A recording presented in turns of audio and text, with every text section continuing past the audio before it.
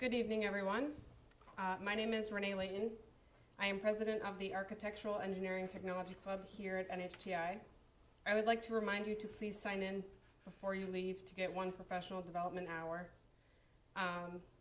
So tonight's speaker is Rob Roseen. He has his PhD, PR, DWRE, and is a senior water resources engineer. He also has experience in the investigation, design, testing, and implementation of innovative approaches to stormwater management. Dr. Rob Roseen was the director of the UNH Stormwater Center until 2012. His broad area of expertise include water resources engineering, stormwater management, porous pavements, and low-impact development design. Without any further ado, I would like to present to you Dr. Rob Roseen. Thank you very much. Thank you. I'll get that. He's already Yep, wired. I am wired. He's wired. Good evening. So thank you. I appreciate the opportunity to be here tonight. Nice of you all to come out on a beautiful evening, especially knowing that the Bruins are on at 8 o'clock tonight, so we'll have to stay on schedule. I was a little concerned because normally the Bruins are on at 7, and I thought this wasn't going to work too well. So this is I always really enjoy giving this type of talk. This is really a lot of fun for me. I get to talk about something that I'm very passionate about. And as you just heard, I was with the UNH Stormwater Center for about a dozen years, where I had the opportunity to be involved in some really great work. We were researching, testing, developing, and beginning to implement a lot of very interesting, innovative stormwater management. For the last almost 2 years now, I've basically been doing the same thing just in the private sector. And if I think about this sort of in the range of adoption, right? Much of what we'll be talking about tonight, sort of innovative stormwater management, is in my perspective, is kind of moving out of the realm of the cutting edge, and now we're beginning to push this into the realm of the standard of practice. All around the country now, advanced stormwater management is beginning to be widely used. And we're kind of out of the absolute steep of the learning curve. I wouldn't say we're at all plateauing yet. We're still learning an awful lot, but there's enough of this going on now that there's really we're beginning to build a substantial body of knowledge, which is it's an exciting time to be doing this type of work. So as we go tonight, feel free to ask questions, and if you don't get the mic, I'm good at repeating the question as well. So.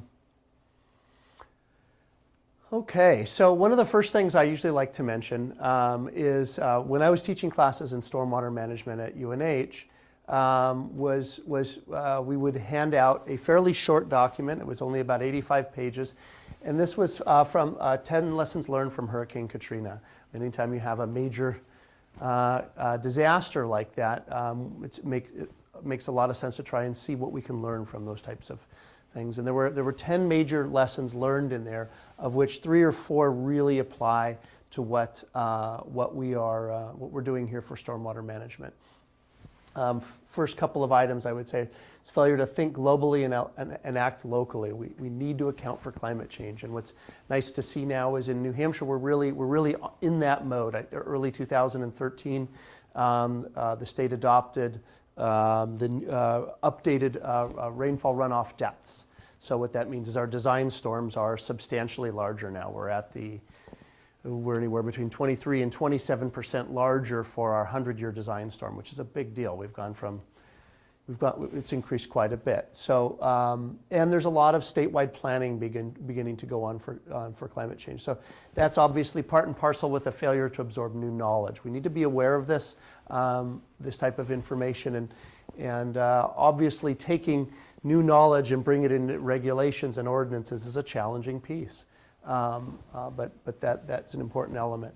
And then the failure to build in resilience, which is really coupled with redundancy. So we need to include resilience and redundancy in our designs. And a lot of what we're talking about for stormwater management, these are elements of resiliency and redundancy. So resiliency is just a system's ability to rebound from a shock.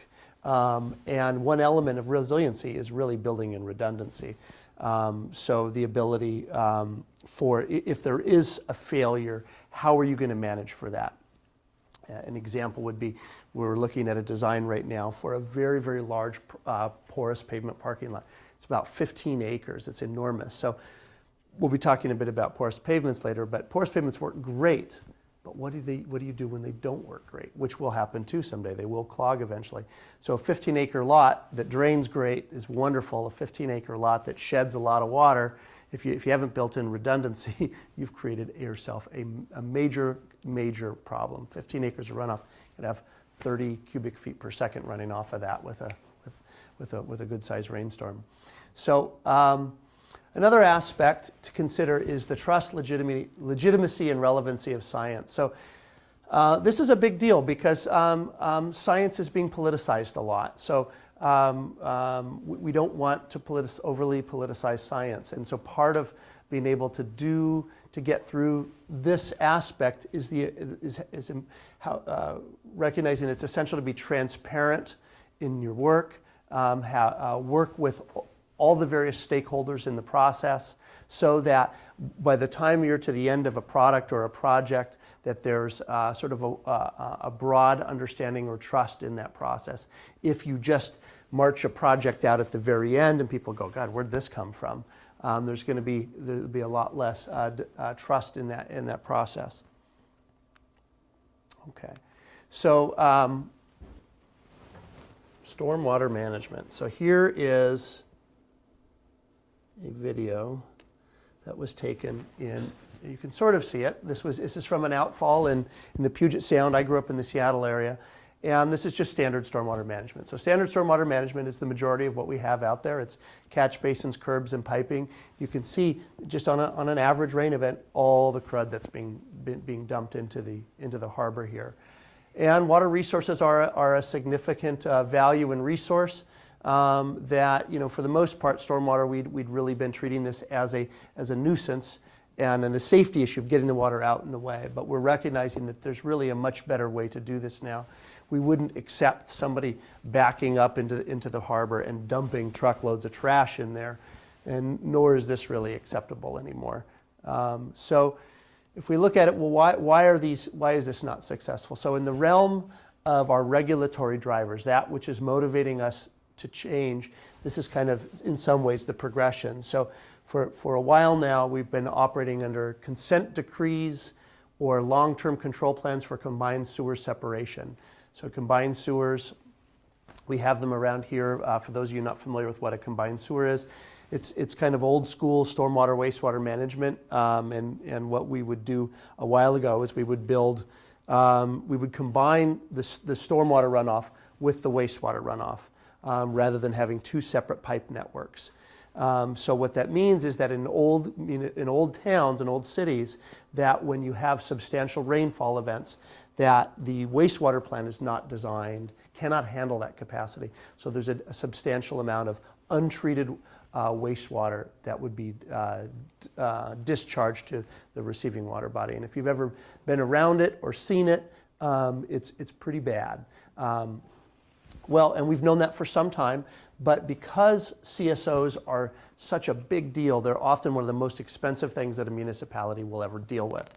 As an example, it could be, I think the city of Manchester is looking at close to 300,000, no, close to 300 million in dealing with their combined sewer and typically they're dealing with this over a 20 to 30-year horizon. So that's called a long-term control plan. Because municipalities spend so much money on the long-term control plans, they've been looking for some time at very innovative ways to reduce the cost.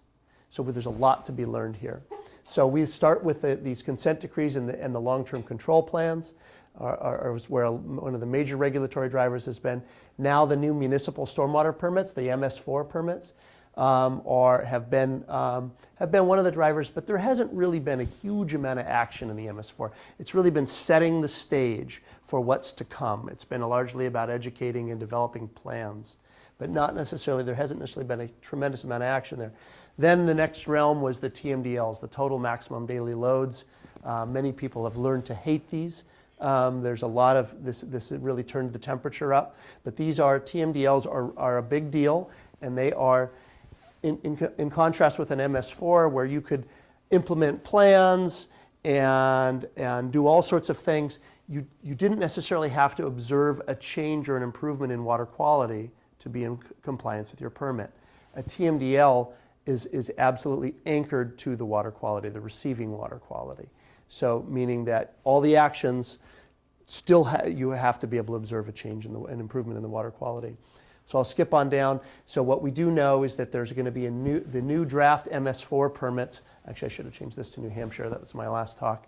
The new draft New Hampshire, we've heard that the mass permit is going to be released, is likely just in the next few weeks here, which means that the final New Hampshire permit is soon. We've been hearing that for a very long time, but it's not far off. So this new MS4 permit is a very, very big deal and has a lot of people's hair on fire.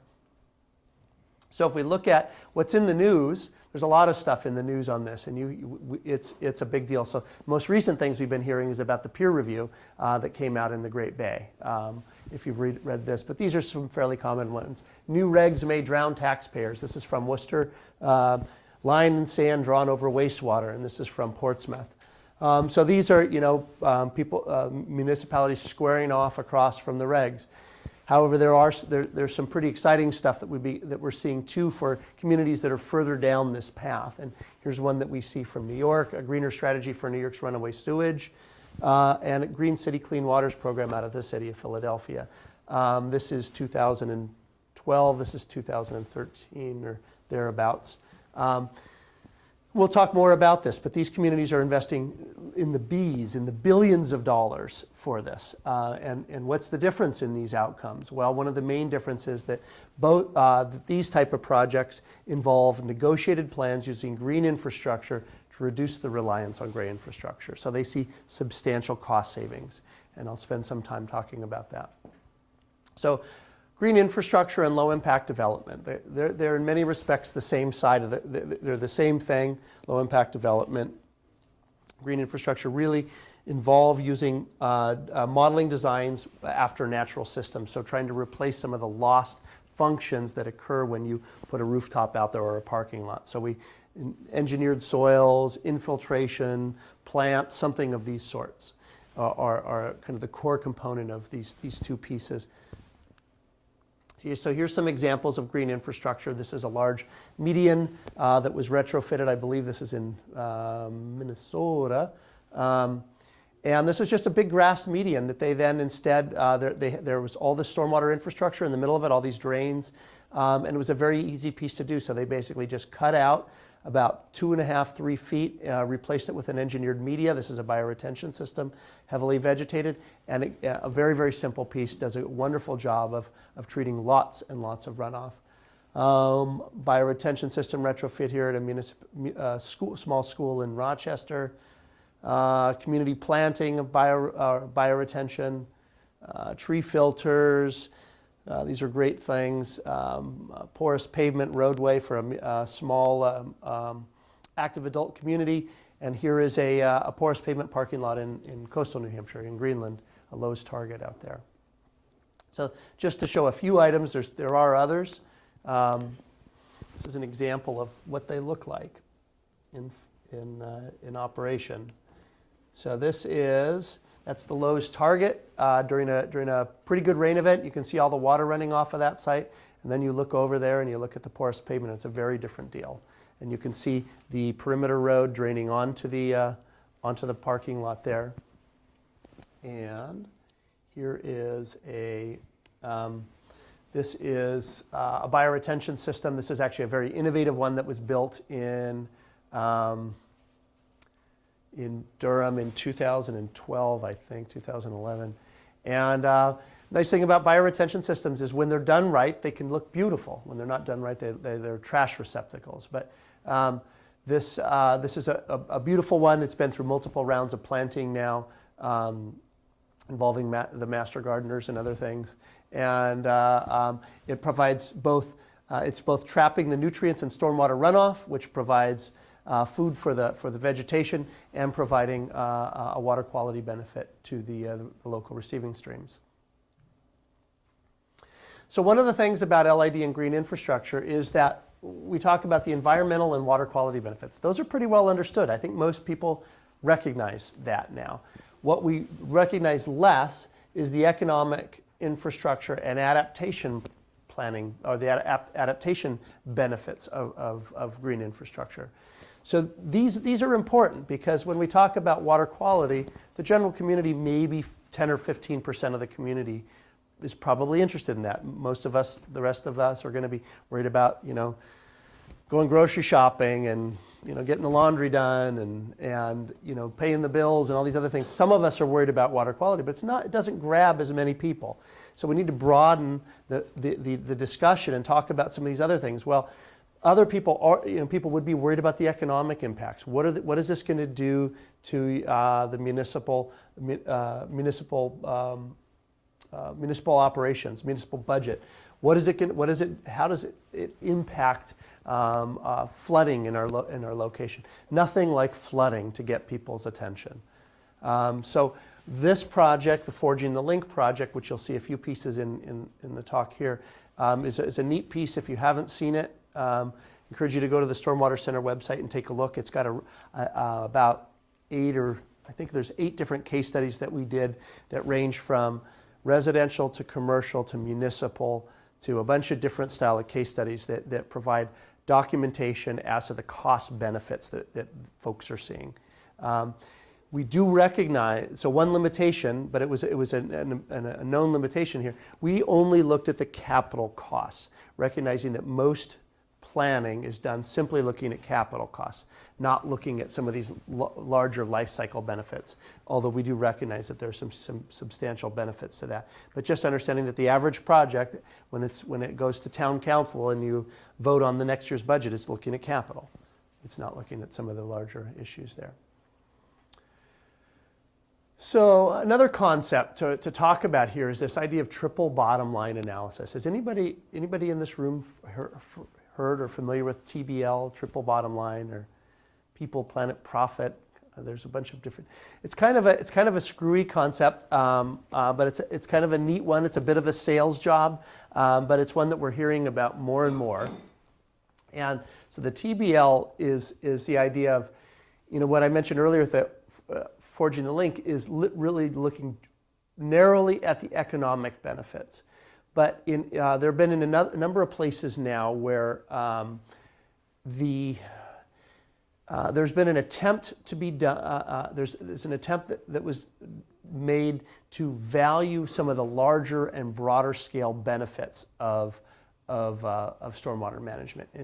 And why this is for the reason I mentioned earlier. Remember that a fairly narrow spectrum of the community is going to be interested in in simply the water quality benefits. But if you can tell somebody that this particular project is going to improve the usability of their street, you're going to add wider sidewalks, and there will be more greenery, perhaps more tree canopy, maybe the inclusion of parks for some of their that will have dual purpose stormwater management as well as community gathering places. That there's a whole range of other values, including social values such as improved quality of life, increased property values, as well as the environmental benefits that are often some of the immediate drivers here. When you can broaden into these terms of social, economic, environmental, you can bring these issues out to the community much more broadly and much more successfully. Where this has been done successfully, as an example, is in the city of Philadelphia, where they have that plan that I had mentioned earlier. They have people in the community coming out actually asking for green streets. And they're asking for green streets not because of its benefits for stormwater management, but really for some of these other aspects. The fact that it improves the quality of life by having these streets that are not just wide with cars rushing through, that are narrower, that have a greater usability in terms of community and all these other things. So people coming out looking for the multiple benefits of this. It's a broad, and you have to get support in your community to do this, or you're never going to pass these programs. So these TBL analysis they're a little bit of voodoo, and they usually take a while for people to accept. We've been working on a project right now, and it's taken talking about the TBL probably for almost 5-6 months for people to really get it and kind of accept it. So moving on, one of the next parts to consider is that when we think of costs for stormwater management, it's really important to understand that not all costs are equal.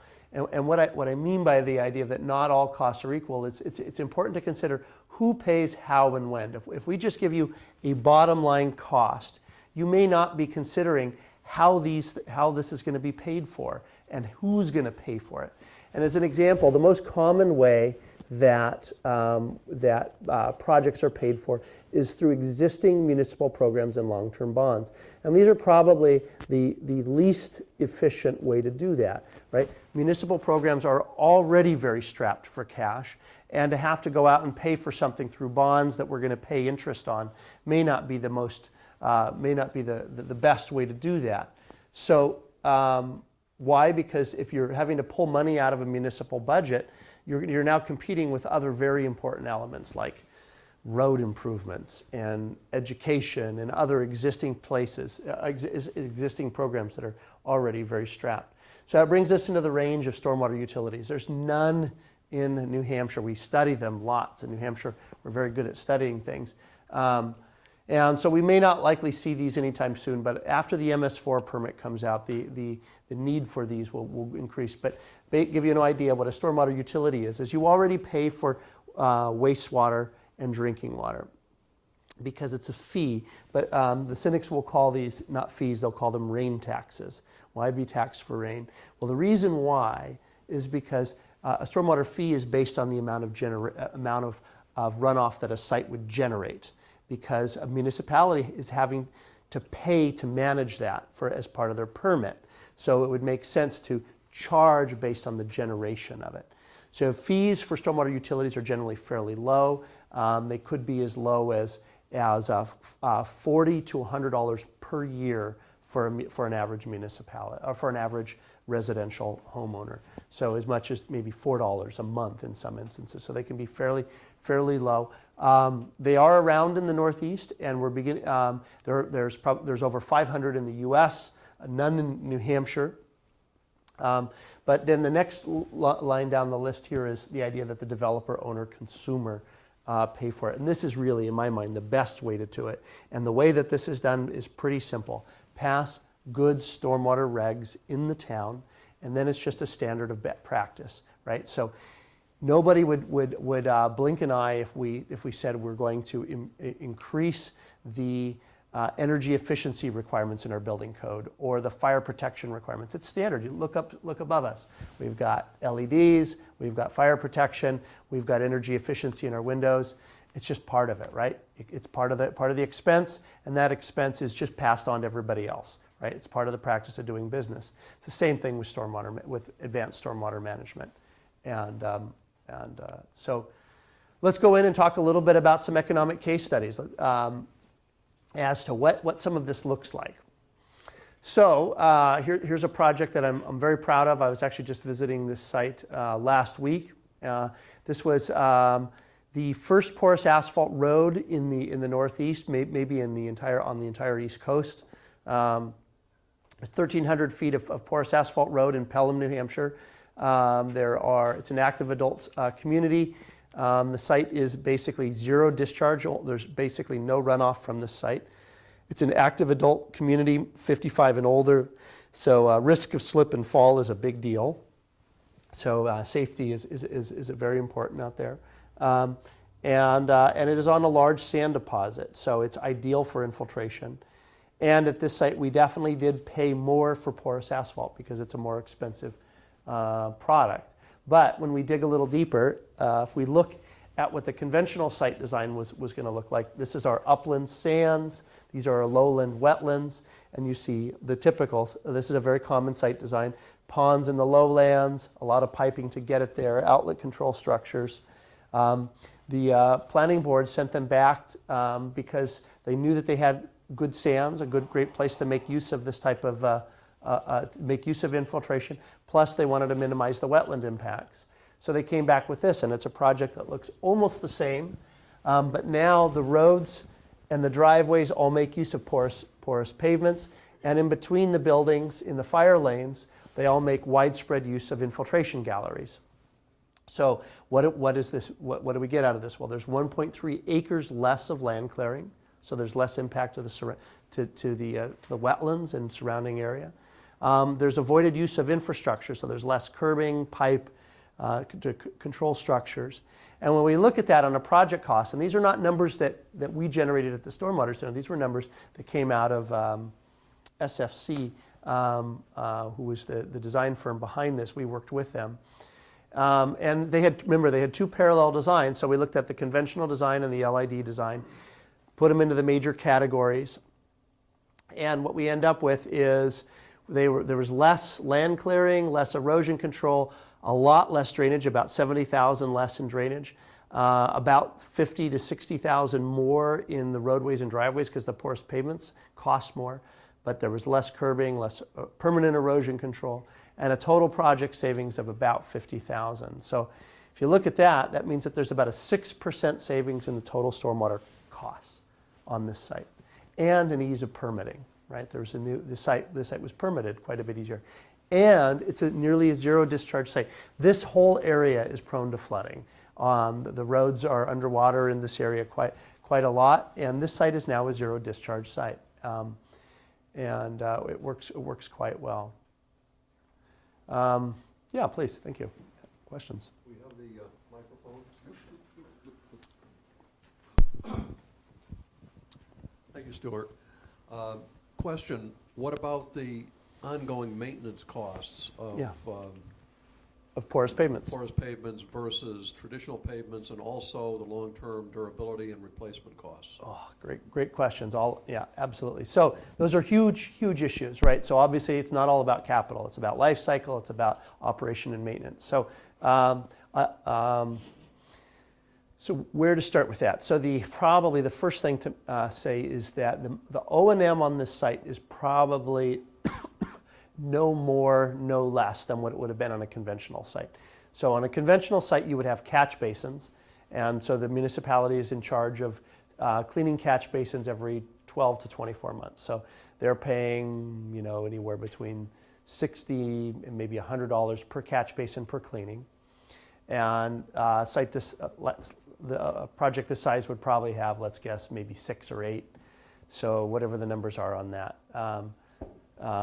So that's what their annual burden for O&M would be, right? So for sweeping porous pavements, you generally pay between $300 and $500 per acre per trip.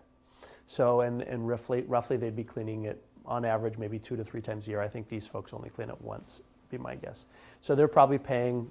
The cost numbers are going to be really competitive here. So they are. And then we look at life cycle. Now, life cycle on a good porous pavement is going to exceed that of a regular asphalt. If it's not done right, it's going to be much shorter. So the main problems you have with porous pavements are going to be a couple of things. Anytime you're dealing with innovative practices, there's probably four places where things can go wrong. There's a bad design, or something during the production phase, or something during the construction phase, or something during the O&M phase, right? So poor life cycle here would have to do with potentially with an old mix design or a poorly produced mix, right? This is a very good mix design, so it's going to last long term. And the construction went very well on this, so we should do just fine. Good example is in Concord, Mass. There is nearly a 40-year-old porous pavement down there at Walden Pond. And it doesn't drain very well. It's an old school mix, so hydraulically it's not doing very well. But structurally it's still serving its purpose for a road or for a parking lot because it has a very deep subbase. So in the Northeast, the principal cause of failure for roads is freeze-thaw.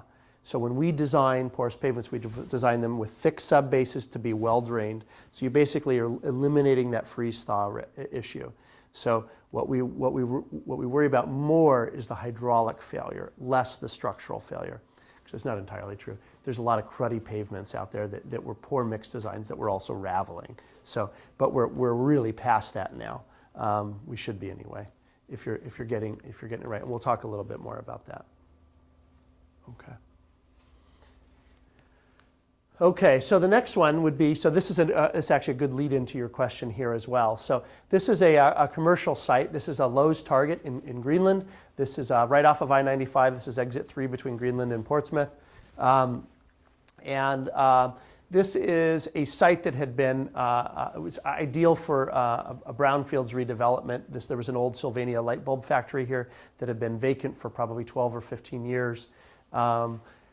Great easy access to the freeway, and as long as you're not a neighbor, it's a great location for it. The neighbors didn't want it, but everybody else wanted it. Or not everybody else, but a lot of people want it. And this is the project team here was the developer, New England Development, was a very smart developer. They actually went to the Conservation Law Foundation, who was challenging all sorts of stuff up and down the coast in this area. Said, what can we do to work with you to get this project to be something that you would support? So Tetra Tech Rizzo did the design, the Stormwater Center. We basically led the innovative side of it. And this is a great project. So what you can see, here's the Lowe's, here's the Target, and here's an empty lot for a grocery store. Porous pavements, standard pavements on the front, porous pavements out here and on the side, and then a large gravel wetland here, and an impaired receiving water called Pickering Brook on the side. So the project looks like this. Porous pavements, all sorts of crazy stormwater stuff here. It's a really neat site. We take the rooftop runoff from the buildings. It all goes subsurface for storage, so there's no big ponds, and then through a treatment wetland on the side. And the costing, if we look at it, is majority of these pieces are about the same. Earthwork is actually a little bit less on the LID option because these guys are very used to a large big box store like this is very used to putting most of their stormwater under the ground.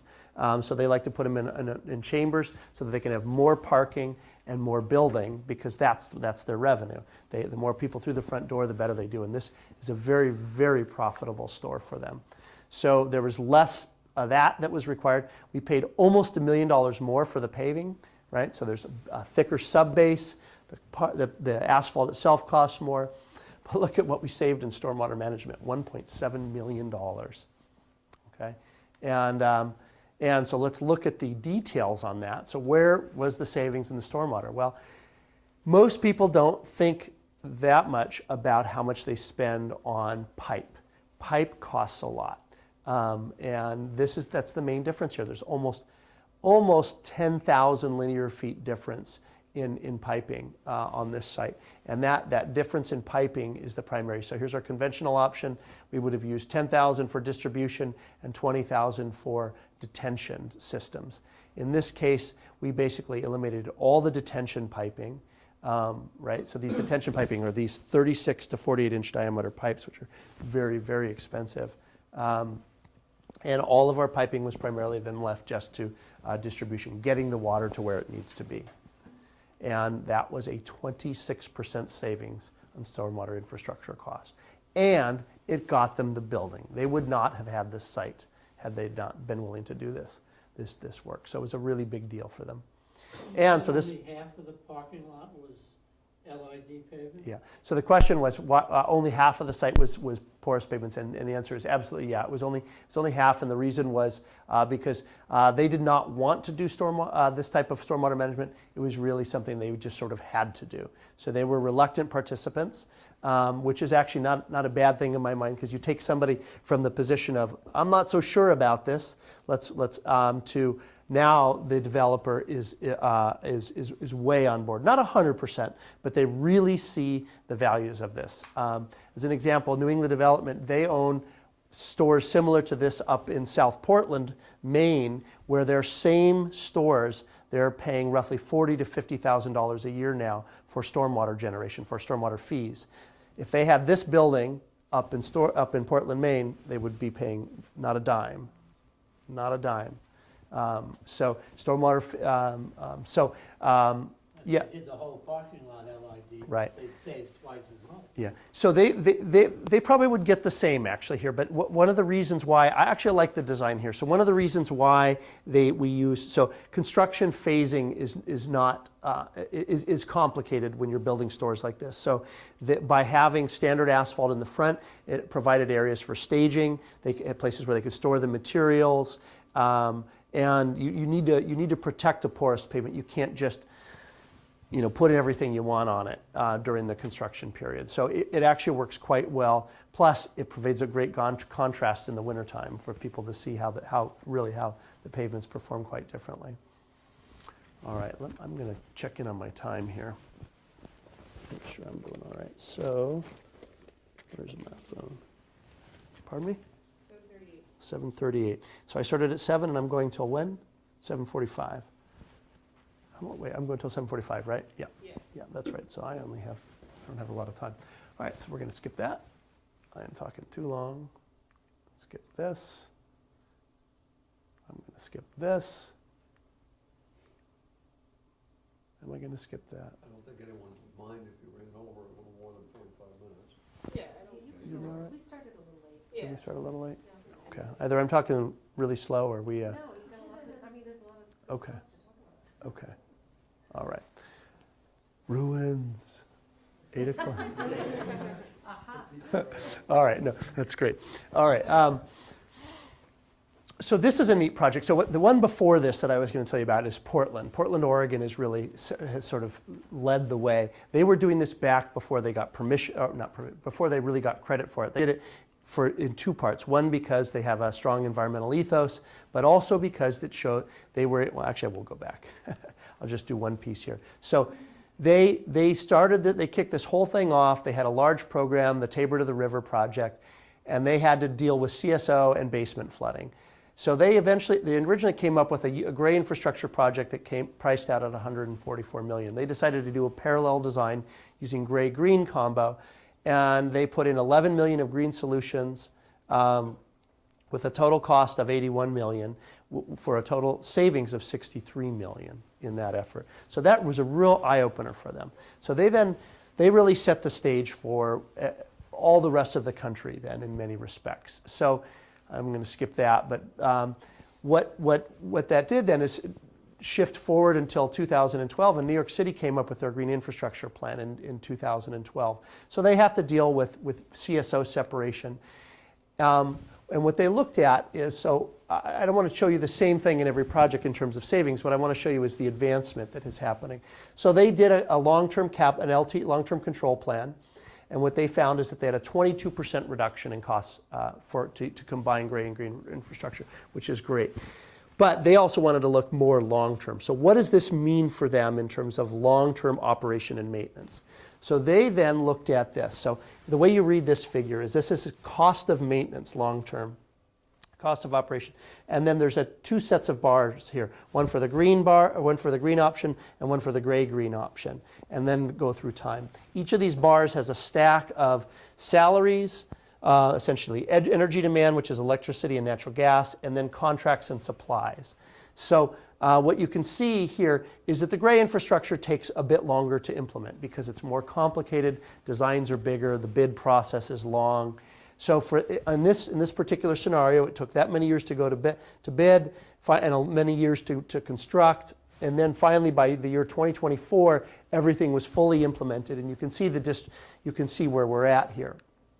The green infrastructure aspect is implemented much more rapidly. There are what we call distributed source controls. We're building a lot of small things all around is what it amounts to. So they can implement it much more rapidly in general. And in the end, our O&M prices were roughly the same. But look at this important difference. The gray infrastructure has a very large energy component to it. That's the cost to pump and move and treat and do these other things. That is essentially money that's freed up that can be used for other programs, right? So look at this. This is money that's transferred into salaries, benefits, supplies, contracts. It's what we're beginning to call the green jobs market. Because in New York City, for them, sustainability is not just about water cycle and energy and all these other things, which are all very good, but it's also about local jobs and creating jobs for people locally. And not that gray infrastructure doesn't do that too, but that you can see that there's less that's going towards an energy demand here. So it's a shift, an O&M burden shift to people in replace of heavy energy demands, which is really exciting.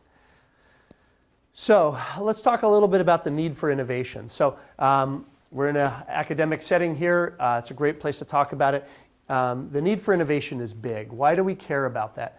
Why? Because this statement here, system performance determines the degree of intensity of usage of a technology and the influence of cost of implementation. So what does that mean? That means if I can improve the efficiency of a system, let's say I can improve the efficiency of a system by 50%. What does that mean? It means I can reduce the cost of implementation by 33%. Okay, I'll give you an example of that in a little bit. So it's really important that we innovate. It's really important that we have the opportunity for research to do these sorts of things. And another aspect of this is to understand that not all systems function equally. If I were to tell you to go buy a car, just buy a car. Well, what kind of car are we talking about, right? Are we talking about a Segway that's getting 1,000 miles to the gallon? Or are we talking about a tractor trailer that's going to get 7 miles to the gallon or 3 miles to the gallon, right? The range of performance in these types of systems varies hugely. The fact that we spec out a bioretention now is within 5 to 10 years, we're going to be talking about all sorts of different types of systems. We may have our high capacity, low maintenance system. We may have our phosphorus driven system.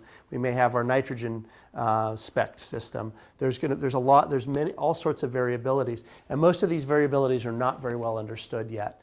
So I'm going to use this one figure. It's a very busy figure. I'll just use this just do this one time. But as an example, I want to illustrate some of the differences. So this is a logarithmic scale. This is nitrogen concentration. All of these systems are paired. So as an example, this is paired. This is a study that was done for Seattle Public University, Seattle Public SPU, not university, Seattle Public Utilities. Thank you.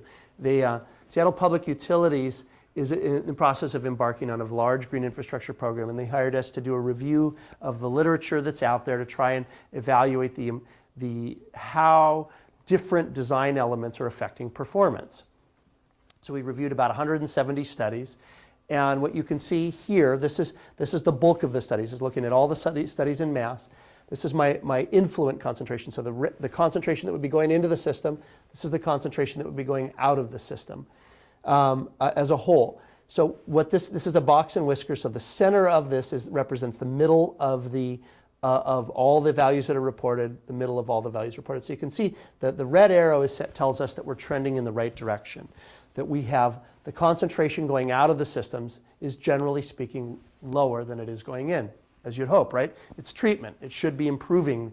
It should be decreasing in concentration, which it is. But notice the range, right? Notice the box and whiskers here. They are all over the place. What it's telling you is that some systems are actually making the runoff worse, right? Look at this.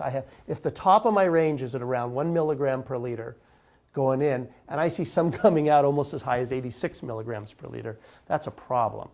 Okay, so when we begin to look at this, we go into this. So here we're looking simply at compost. These are systems with no compost mix. You can see a generally positive trend in the down direction. Systems that include compost generally have a negative trend. We are going in the wrong direction. Most of the systems we use compost. Seattle uses about 40% compost in their bioretention systems, right? So that's a very important finding. So I could go on and give you all these other details about the different elements of media and internal storage. And I just encourage you to, if you're interested in this, I'd be happy to share the study with you. But it's very important to understand that the design elements of these really affect the performance. The performance is going to affect the cost of implementation. Yeah. I haven't heard any mention of green roofs. Does that play a role in this? Yeah, whole, absolutely. system? So the question was, what's the role of green roofs? And green roofs are a great technology. They're not used as much in the Northeast for a variety of reasons. Probably the most important reason would be because they have a big value largely in the urban heat island effect. And people are a little less concerned about that in the North. That isn't to say that they don't have important benefits. And there are many, but I'm not actually going to talk about them much because I haven't really worked with them at all. But they're a great product. They are probably in my mind almost the furthest out in the spectrum in terms of acceptance at least in the Northeast. There are other parts of the country where they're a bit further in, but we usually, when we begin talking about the use of green infrastructure, we'll put everything out there on the table, and that's usually the first one that's taken off. As an example, that Lowe's Target complex, that was one of the ones that was out there. But you almost just throw that out there so that they'll consider everything else.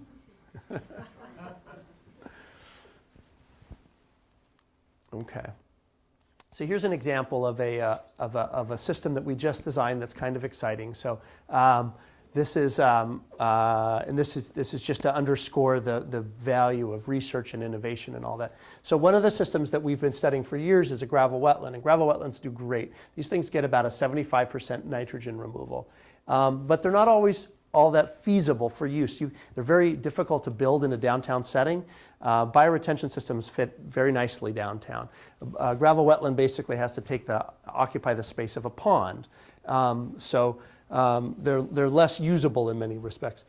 Bioretention, we know how so gravel wetland is essentially a large horizontal subsurface filtration. It goes this way. A bioretention goes this way. And these things work quite well, but the removal efficiency of these things can range from 0 to maybe 40%. So 75% is where we're at here. Let's call it maybe 25, 30% on average for these. So if I can get the performance that I see in this, but put it in this box, I'm doing much better. So we designed a system that is basically bioretention up top, gravel wetland down bottom, so it's all the media on the top. We got rid of the under drains and put a large liner down the middle of it that creates a circuitous flow path, and then we keep the subsurface saturated. So so the flow path looks a little bit like this. You get both the horizontal filtration and the vertical filtration, and you get a long residence time. We basically size it in some respects like we do with the gravel wetland, which is based on a fraction of your water quality volume. So gravel wetland has about 25% of your water quality volume. Why is that important? It's important because in the first flush, if you've ever heard of the first flush idea, the first flush is that the beginning of the storm washes off the bulk of the contaminants. And that's especially true for nitrogen. Nitrogen dissolves very rapidly. It's very mobile. So nitrogen is right in the very beginning of the storm. So if you're worried about nitrogen, which we are on the coast, we probably don't need to size a system for a 1-inch storm or a 90th percentile storm, which is very common. If you're targeting nitrogen, you can go much smaller than that, there's efficiency there. So we sized it based off a tenth. So the gravel wetland was sized off at about 0.25. So this particular system, we sized off a tenth of the water quality volume. You saw these figures already. This is data that came out of the Stormwater Center. These are our standard bioretention systems. These are a couple of different systems we looked at. And the way you could see, remember, we saw the arrow, right? The arrow in the down direction is positive. You can see, and here's removal efficiency is this on this axis, the red dot. So it's telling you that these systems are in the 40% range. You can see the gravel wetland is up in the high 70s. And then look at this, the bioretention with ISR is what we call it, internal storage reservoir. We're now up in the 60s range. So this costs about 5% more to build, and we've basically doubled the efficiencies here, which is what I mentioned earlier. 50% increase of efficiency of 50% is the equivalent of about a 33% cost reduction. Okay, 751. Okay, we're doing all right. So let's talk a little bit about LID as a climate adaptation tool and community resiliency. So one of the things that's got New Hampshire talking about stormwater or water resources a lot is all the recent flooding that we've seen. We're all very well aware that where we live the rainfall that we see now is quite different than the rainfall that we saw 30, 40 years ago. And understanding its impact in terms of flooding is an important piece. But the changing climate is not the only aspect. The changing landscape is another important one. So one of the things that we've seen, this is from the Chesapeake Bay region, and we can learn a lot from them. We're basically probably 10, 15, maybe 20 years behind them in some respects in terms of the development patterns we're observing. But what they saw between 1990 and 2000, they saw roughly an 8% population increase. Over that same period of time, they saw roughly a 25% rate of land conversion. At that same time period, they saw almost a 41% increase in impervious surfaces. And impervious surfaces are essentially what we're trying to manage. So, and that's what we can do quite well. So if you think about increase in impervious surface as one thing, then think of the increase in precipitation as another. So remember what I mentioned earlier, in early 2013, New Hampshire adopted the new updated stormwater pieces. These are our two counties here. What we had been sizing for the 100-year storm was a 6.3 or 6.4 inch rainfall event in a 24-hour period. And we're now here in the high 8s or in the 8 range. So we've increased that quite a bit, and which is very interesting. It's not that we're necessarily getting more rain. It's just that we're getting rain that's falling in differently in a lot of ways. It's more intense. It's bigger storms. And more periods of drought as well, which is kind of interesting. So if you think about this again, impervious surface. Impervious surfaces, what does that mean? That means more water is being generated, right? We have more runoff from the landscape. We're using green infrastructure and low impact development to do what? To manage more water, right? Well, if this is about more water, right, it should serve much of the same benefit. So one of the things we've done here, I'll show you, is a project that we did on the Lamprey River. And if you look at the Lamprey River, there are 15 highest events here. 15 highest events have occurred since 1934. 8 of them have occurred in the last 25 years. 5 have occurred in the last 15 years. And 3 have occurred in the last 5 years. And the 100-year storm, as looked at it, initially was at about a 7,300 CFS storm. And you can see we had essentially a 100-year storm, although that people are moving away from this term because it's so confusing that we see 100-year storms year after year. Go figure. But we had one in 87, we had one in 2007, and we had another one in 2006. So we looked, if you look at the costs of presidentially declared disasters in New Hampshire, they're doing this, right? It's going way up. And we need to prepare for this. So one thing to consider, you saw this one already, so I just want to show you briefly this piece. So on a modeling side, what this looks like in terms of runoff. Now, models are always a little bit of voodoo, and you can hire competing modelers to show you different things, so always be aware of that. But the way you read this, don't pay so much attention to the numbers, but understand green is recharge. That's the water going back into the ground. Blue is runoff. These are a couple of different things I'm showing you. This is a water quality event, so this would be for a 1-inch storm. And what I've got is 3 different scenarios. This is pre-development, conventional, and LID. And you can see for that site, because that site, if you remember, is very sandy, for a 1-inch storm, you wouldn't have expected a whole lot of runoff from that site pre-development. In the conventional, they had a little bit of runoff for a 1-inch storm. And then in the LID condition, no runoff.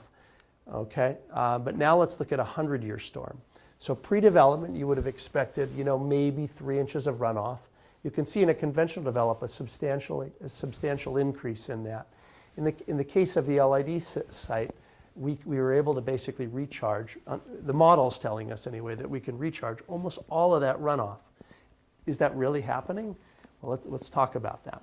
I'm going to go back now to that Lamprey study in Newmarket. This is an example of taking, so that previous example I showed you was at the site scale, the site of essentially 1,300 feet of road. This is now at the watershed scale.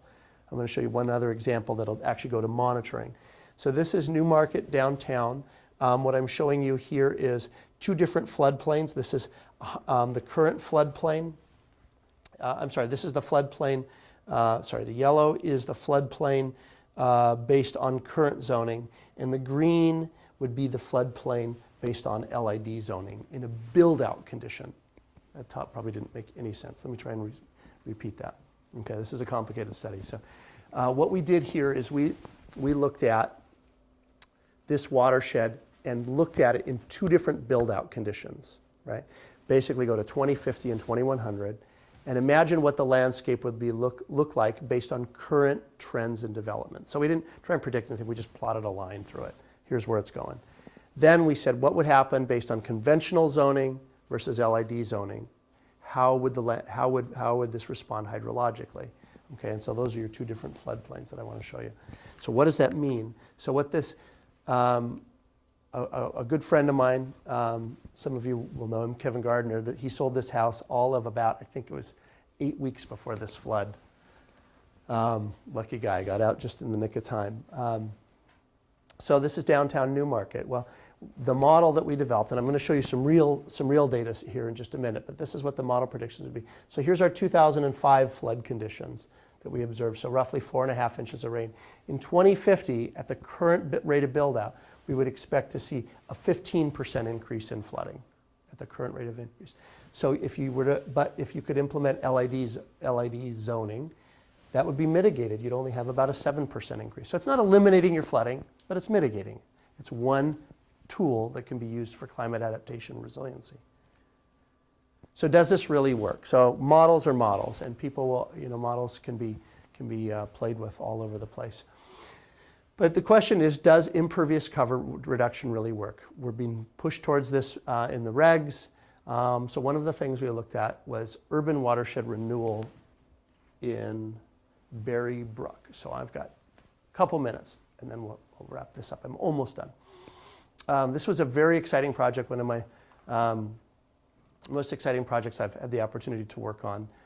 This was a partnership with lots of people, the City of Dover,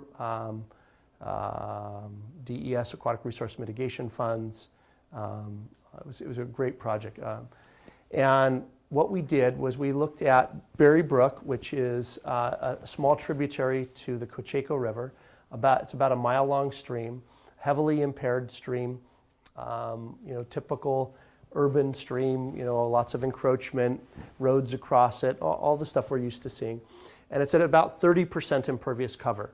So for those of you not familiar with that, what impervious cover means in terms of impacts, usually it's pretty well understood now that when you get above about 10% impervious cover, you begin to see a pretty substantial decline in stream health. And we've got data from all over the country that demonstrate this.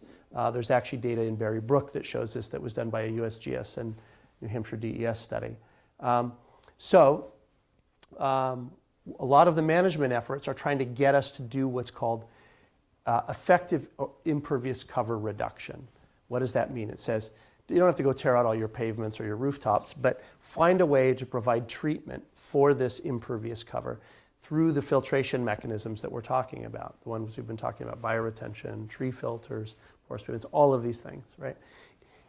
If you can provide treatment for that, we're calling that effect, that is now disconnected impervious area. So the effective impervious cover actually goes down. So, but does this actually translate to improved water quality? Well, it's a big assumption to say that it does at the watershed scale. So what we did is we can monitor this at the system scale. So I can go monitor a bioretention and tell you that I know it's going to work at that level. And in some instances, we can do this at the site scale. We can monitor the Greenland Meadows site and see the improvement there. But what we don't know is what does it mean at the watershed scale? Can we really actually achieve this? So this site is 190 acres. It's a big enough site that we can actually there's a lot of work to be done in it, but it's also small enough that we can really look at the response here. So it's very valuable from that sense. So what we did is we went and implemented all sorts of things, all the practices we've been talking about: stream restoration, wetland expansion, bioretention, tree filters, all sorts of things. We brought the effective impervious cover in this watershed down to around 11%. And we then monitored, and so this will be my last figure for the night, and then we can go into questions on this. So the way you read this figure, this is a hydrograph. So on the top, this is rainfall that's occurring over time. So in July 2011, it rained this much. And on this axis is runoff from a watershed. So how much water is coming out of that watershed. And the top line that you're looking at is runoff out of Berry Brook. Okay. And then the bottom line is a reference stream. It is the Isinglass River, which is fairly close, and it only has about 3% impervious cover. So for all intents and purposes, it's an unimpacted area. Then we take that runoff and we divide it by the watershed area. So it gives us a unit discharge. It enables us to compare watersheds of different size to each other. And they should look very similar. Well, actually, they shouldn't look very similar, but two watersheds that have similar characteristics you would expect to look very similar. So what I want to show you is here's our pre-construction period, right? This is prior to any LID improvements in there, and stream restoration, all that. Here's the period of construction where we built everything, and here's our period of post-construction. So what did we see during this? Well, during this period, you see two watersheds responding very differently. You see a highly impacted watershed with a lot more runoff, right? It's much flashier. The storm events are bigger. They're huge. It's high peak flows, a lot of volume in there. And then you go through this period of construction, and what begins to happen? These two figures begin to come together. And then everything's done and built, and look at this. They're almost on top of each other. So if you were a total stormwater geek, like some of us are, maybe a few of us are here in this room, that is the holy grail. This is what, when you read all about low impact development, they say, what are you trying to achieve? You're trying to achieve what we call pre-development hydrology. We're pretty darn close here, pretty darn close. So now the next part for the Stormwater Center to do is to now look at all the other elements to it. So we've got this seems to really show the hydrology is responding here. This is a big deal. It's the first big study in the entire US that's done this. We can do it, as I said, site scale, we can do it system scale, watershed scale. It's not really been done before. So now what we need to do is monitor long term and see if we see the contaminants doing the same thing. And the longest thing, the hardest one to figure out is, will the bugs come back? Will the aquatic biota respond to this? And we don't really know at this point. Yes? So that's volume discharge, CFS per unit of area? That's exactly right. Yeah, it's a unit discharge. So that is discharge, yeah, CFS per acre is what it is. That's right. Yeah. You said the site was 190 acres, and the watershed? The watershed, yeah, 190 acres? that's right. So it's small enough that you can control anything else that funky that's going on within that watershed? Yeah, I wouldn't say that we can control it, but what it is, it's small enough that you can actually see the difference. So, like, one of the problems about models is that you know they can tell you whatever you want to know, or whatever you think you want to hear, right? You know, you can build a model, but if you can't calibrate the response, what good is it, right? So if we try and build like a Great Bay model at the watershed scale, how many bioretentions am I going to have to build before I can see that needle move? Great example is in Chesapeake Bay. They had the USGS built the Sparrow model for years that was saying, we're doing all the right things, the water quality is getting better here. Well, the model was telling them that, but all the water quality folks who were monitoring was saying, no, it's going in the other direction. Problem is that we usually can't build a watershed model and actually calibrate it. We can build small scale models and calibrate them. So that's what's really cool. But it's not that we can control it, it's just that we can actually see the impacts, because the relative change is significant enough. But this Yeah. study wasn't water quality. It was. I'm just not showing you that data. Yeah, because it takes longer to.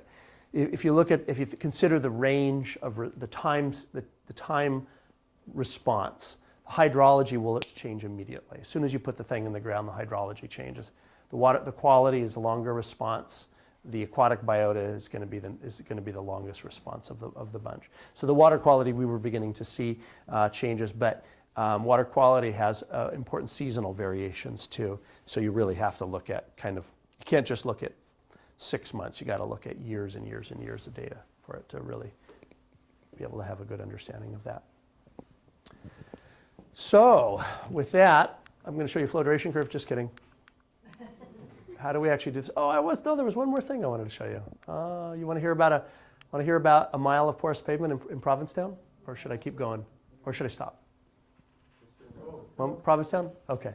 Sorry, I forgot. I put this one at the end.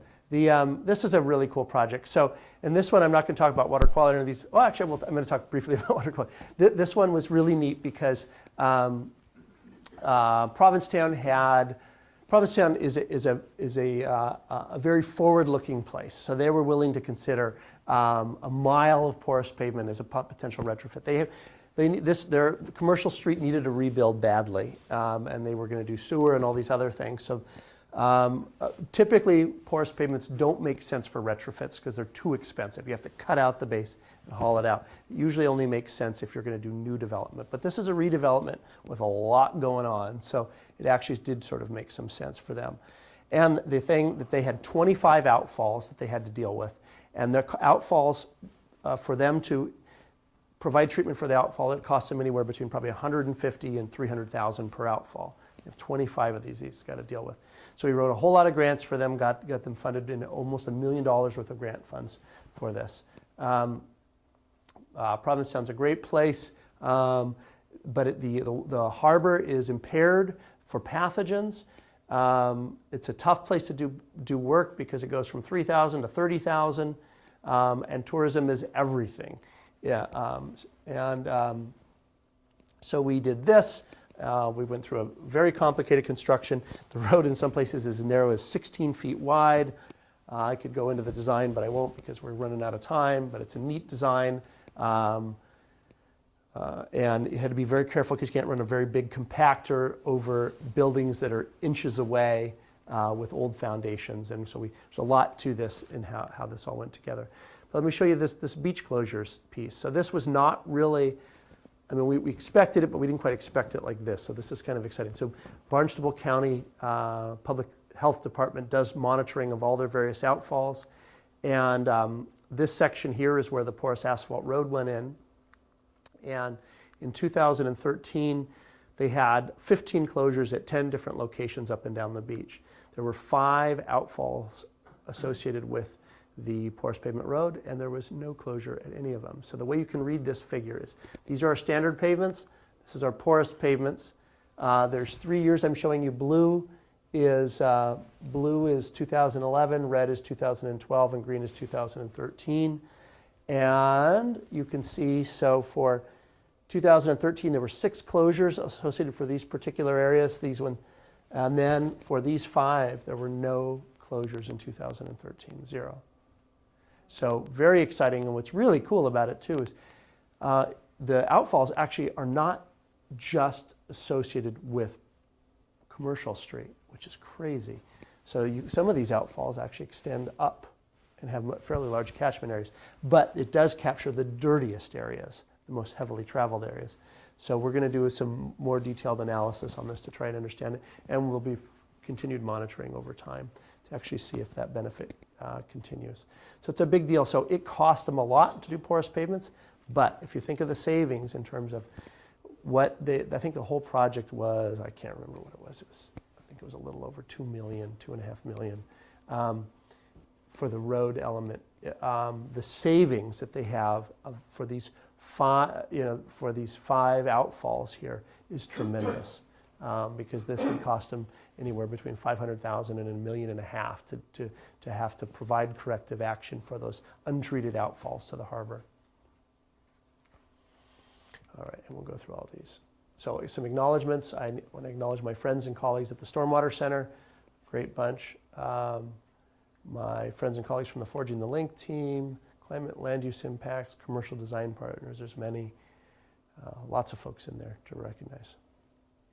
So that's it. Thank you very much for your time tonight. Go Bruins.